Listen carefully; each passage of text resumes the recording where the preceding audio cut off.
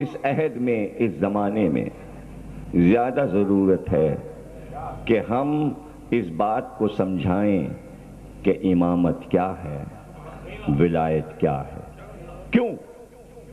کیوں سمجھائیں، کیوں اس بات کو محفوظ کیا جائے؟ اس لیے کہ اللہ نے یہ چاہا کہ جب نبوت تمام ہو اور آخری نبی آ جائے تو انسانوں کی ہدایت کے لیے ایک سلسلہ قیامت تک کے لیے قائم کیا جائے۔ اللہ نے طے کیا تو نبوت تمام ہوئی، سارے انبیاء اپنا کام کر کے چلے گئے۔ اللہ نے ایک باب کھول دیا امامت کا، ولایت کا۔ وہ بھی ہم نے مقرر کیا تھا، یہ بھی ہم نے مقرر کیا۔ ہم چاہتے تو سلسلہ نبوت کو قیامت تک رکھتے، اب یہ ہماری مرضی ہے کہ ہم نے نبوت کو آخری نبی پہ کیوں روکا اور پھر امامت اور ولایت کو کیوں شروع کیا اور اسی کو آخری منصب کیوں قرار دیا۔ اب اس کے بعد کوئی منصب نہیں ہے، یہ آخری منصب ہے۔ امامت پر کائنات کو ختم کر دیں گے، نہ رہے امامت تو قیامت ہے۔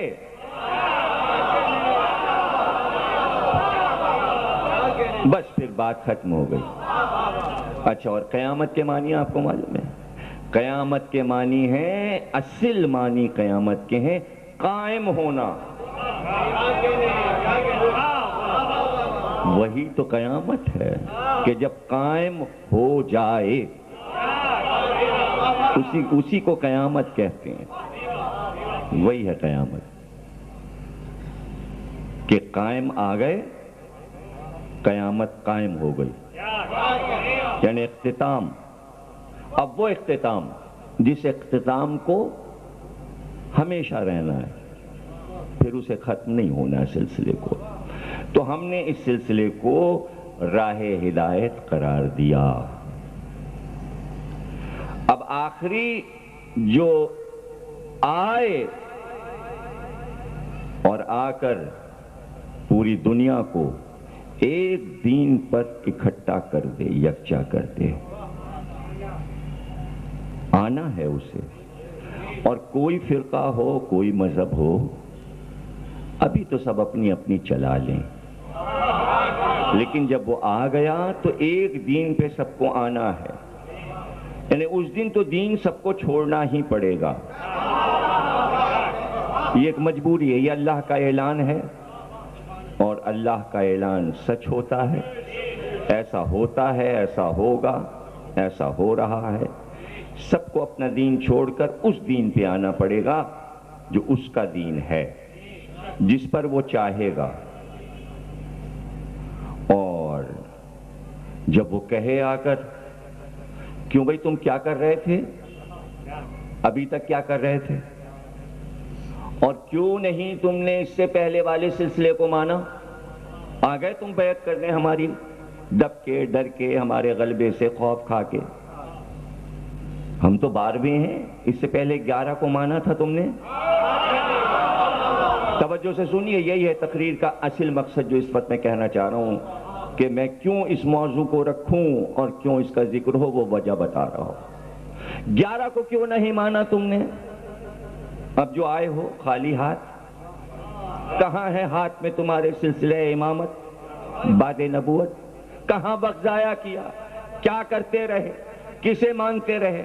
سوالات طلب ہوں گے یا نہیں؟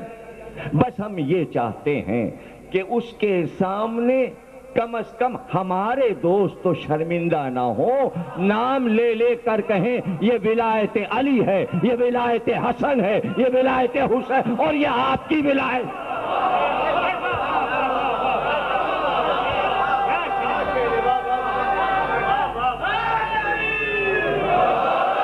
ہم نے وقت ضائع نہیں کیا۔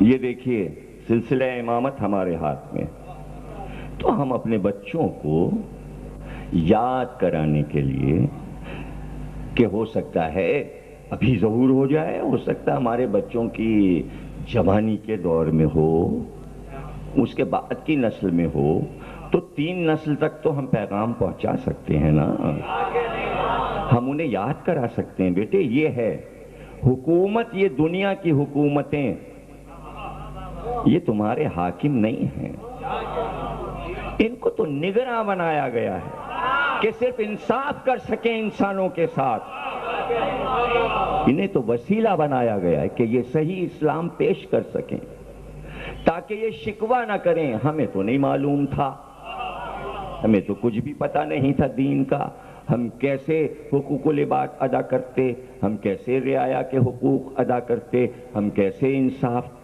قائم کرتے پوری امت میں، پوری قوم میں، ہمیں کچھ بتایا ہی نہیں گیا۔ نہیں بتایا گیا آپ کو، یہ مجلسیں بتا رہی ہیں۔ اگر کتاب پڑھنے کی فرصت نہیں ہے تو آواز تو آ رہی ہے، آواز تو آ رہی ہے، اور اب تو آواز محفوظ بھی ہو جاتی ہے، اب تو تصویر بھی اتر جاتی ہے، اب تو سیکنڈوں میں یہاں سے وہاں کمپیوٹر پہ بھی بات پہنچ جاتی ہے، اب تو پوری دنیا یہ نہیں کہہ سکتی ہمیں کچھ نہیں معلوم۔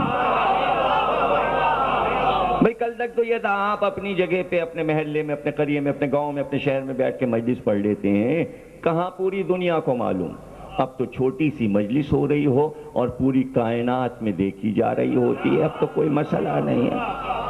اب آپ یہ نہیں کہہ سکتے ہمیں پتہ نہیں چلا، اور اب یہ بھی مجبوری ختم ہو گئی کہ ہم بول اردو میں رہے ہیں لیکن کان میں اس نے ایک ایسا آلہ لگا لیا کہ وہی اردو اس کو ڈچ میں سنائی دے رہی ہے، جرمن میں سنائی دے رہی ہے، فرینچ میں سنائی دے رہی ہے۔ اب تو آپ نے یہ بھی آسانیاں اپنے لیے پیدا کر لی، اردو والے اردو میں سنیں، دیگر زبانوں والے اپنی زبان میں سنیں، تاکہ پتہ تو چلے کہ ہونے والا کیا ہے، پتہ تو چلے۔ بھئی پورا نقشہ بنا ہوا موجود ہے، پورا نقشہ مولا نے بنا کے یوں دکھا دیا کہ بھائی جنگ کا مرکز رہے گا گھوم پھر کے عراق۔ یہ چھوٹے چھوٹے جملوں میں بات کہہ رہا ہوں، ورنہ طویل تو پڑھتے چلے جائیے، سب آپ کے سامنے آتا چلا جائے گا کہ جو علی نے نقشہ بنا دیا، نہ ادھر ہوگا وہ نقشہ نہ ادھر ہوگا، ویسے ہی بنتا چلا جائے گا، بنتا چلا جائے گا، مرکز وہی ہوگا، چونکہ ان کا دارالحکومت وہاں بننا ہے کوفے میں، نجف میں، اس لیے وہاں پہنچ رہے ہیں، سب قریب آ رہے ہیں۔ یہ قریب کیوں آ رہے ہیں؟ قریب اس لیے نہیں آ رہے ہیں کہ ان سے لڑیں گے، ان سے کیا لڑیں گے، ان سے کیسے لڑ سکتے ہیں؟ اس لیے کہ جب وہ آ جائیں گے تو سائنس کی تمام طاقتیں منجمد ہو جائیں گی، برف کی طرح جم جائیں گی۔ اب وہ آ گئے، کتابیں نیست و نابود ہو جائیں گی، کوئی قانون کی کتاب بھی نہیں دیکھ سکے گا اس میں کیا لکھا ہے، اس لیے کہ وہ کہیں گے قانون وہ ہے جو ہم بول رہے ہیں۔ دنیا میں سارے علوم ختم ہو جائیں گے، کوئی علم نہیں رہے گا، ایسے اڑ جائے گا جیسے کاغذ سے رنگ اڑ جاتا ہے، ایسے رنگ اڑ جائے گا، اس طرح سارے علوم فنا ہو جائیں گے ایک دم ان کے آتے ہی، ہتھیار سارے ختم ہو جائیں گے، آوازیں رک جائیں گی ان کی آمد پر۔ تو اس لیے نہیں کہ وہ ان سے کوئی جنگ کریں گے، حملہ کریں گے، قریب جا رہے ہیں تاکہ قریب سے دیکھ سکیں۔ یہ قدرت انہیں لے جا رہی ہے تاکہ قریب سے دیکھ سکیں اور دیکھ کر فوراً بیعت کریں۔ دیکھیں عیسائی پہلے ان کی بیعت کرے گا، مسلمانوں سے پہلے عیسائی بیعت کرے گا، پہلے ایمان عیسائی لائے گا، اس لیے کہ اس کا انتظام اللہ نے کر رکھا ہے، عیسائیوں کے نبی کو زندہ آسمان پہ رکھا ہے، اور وعدہ یہ ہے کہ اس کو اتارے گا، مہدی کے آنے پہ اتارے گا۔ تو کیوں نبی کو اتارے گا؟ اس لیے کہ عیسائی بہت مانتے ہیں حضرت عیسیٰ کو، اور جب عیسیٰ آ کے یہ کہہ دیں اپنی قوم سے کہ بھائی ہم بھی انہی کو مان رہے ہیں، تم بھی انہی کو